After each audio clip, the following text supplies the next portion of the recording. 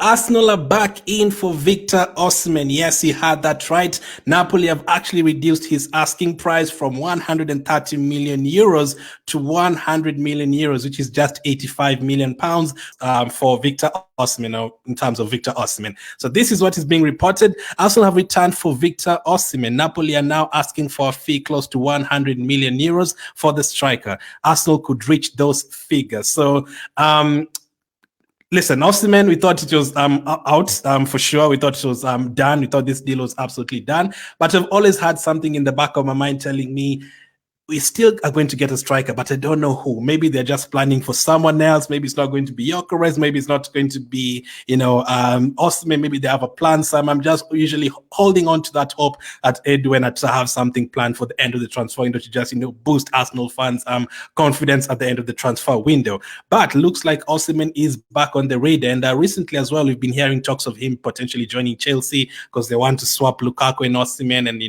add some money there or whatever. So it was pointing out to him joining Chelsea because I don't think we have anything to offer Napoli. Napoli have something they want from Chelsea. Conte wants Lukaku, doesn't really want anyone from Arsenal at the moment. So that is that basically attracts more for them in terms of dealing with Chelsea more than Arsenal. So I've always thought maybe he's going to end up at Chelsea.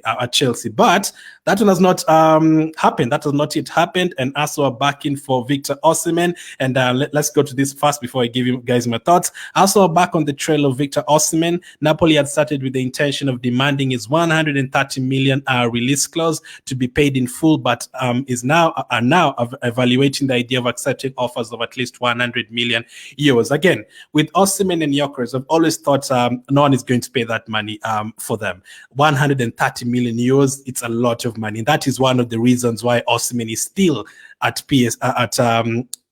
Napoli and not at PSG and not at Chelsea and not at Arsenal or any other team. No one is going to pay 130 million euros. That is a lot of money. Now, is he a good striker? He's an incredible striker. He's proved himself in Italy. He's led Napoli to a Scudetto a couple of years ago. He's played his football in France before for Lille. He's done well. He's played his football in Germany before. He's played at tournaments for Nigeria. So he's proved himself. He's a very, very good striker. But for 130 million euros, that is a lot of money to spend on one player. It's a lot of money. We've seen a lot of players going for that recently, yes, the likes of Declan Rice, 100 million, Enzo Fernandez and that. But there's a lot of factors why he's not going to go for that 130 million euros. The fact that they want to sell him, so teams are like, actually, they're desperate to sell him. Why should we pay that 130 million euros? Let's just wait. The fact that he's had a couple of injuries here and there, the attitude thing and all that, there's a lot of reasons why people wouldn't pay that 130 million euros. So for them to sell him, they'll have to drop that price. And it looks like they've taken it down to 100 million euros, or they're willing to take it down to 100 million euros. Because if Victor Osimhen was 80 million pounds from the beginning of the transfer window, he'd already have gone by now. He'd not be at Napoli right now. The only reason he's there right now is because of that money. The reason why people are not willing to pay that is also because of his wages. Like paying 130 million euros and then he end up paying like 250,000 in terms of wages. That's a lot of money to part away with that. That's a lot. That's a lot of money. So if his price is a little bit cheaper, you can be willing to pay his wages, knowing that this is a player who's going to make a difference and is going to probably take it to the title in our scenario. In our case, we know we want to strike in this team. The chances that we create these days, the number of chances we create, it's a lot, like every single game. And we could easily give a striker like Osimhen 4 to 5 chances per game. Now, the way he plays, like between Gyökeres and Osimhen, I prefer Gyökeres because of our playing style.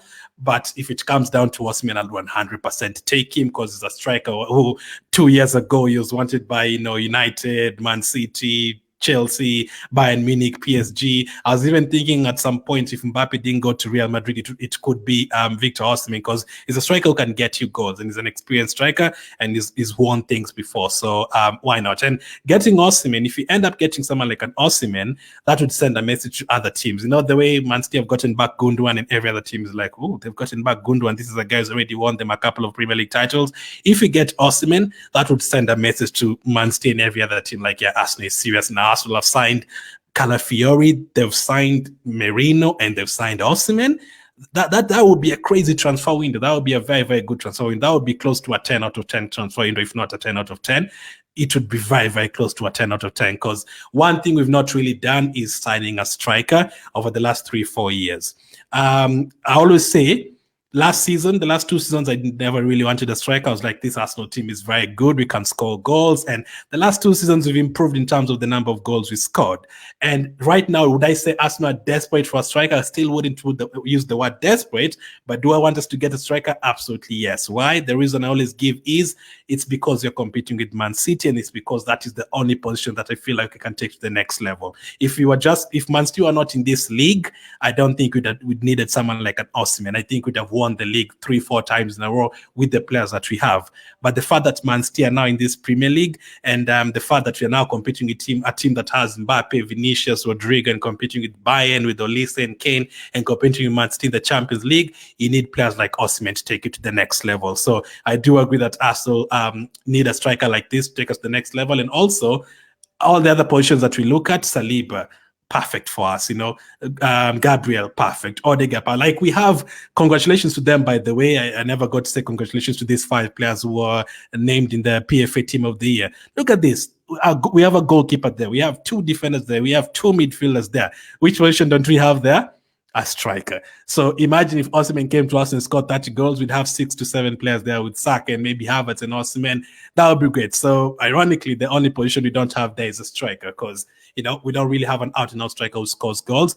Havertz has done really, really well for Arsenal. I think he's improved the team. He scores and assists every single game. I usually tell people, you can say you want a striker without saying, Havertz or Jesus is terrible. You can say you want someone without kicking someone else's name.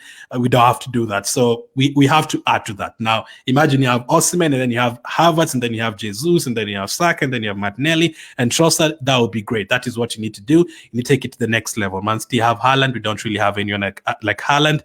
I think we have a better defense than Man City. Midfield, Rodri, Rice are always compared. Odegaard, obviously De Bruyne has done it for a longer time, but Odegaard is really, really good for us in that position. Over the last couple of years, you can argue Odegaard has been better than De Bruyne.